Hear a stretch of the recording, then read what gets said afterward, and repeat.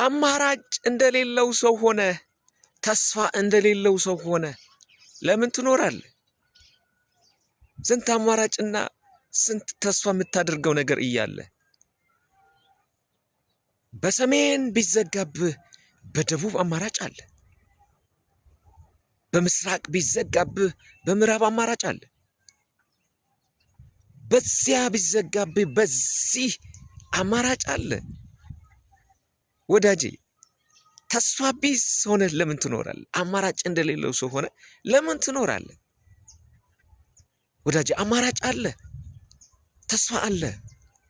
በዚህ ምድር ስትኖር እስትንፋስ እስካልተወሰደበት ድረስ ተስፋ አለ፣ አማራጭ አለ። በተስፋ በአማራጭ መኖር ጀምር።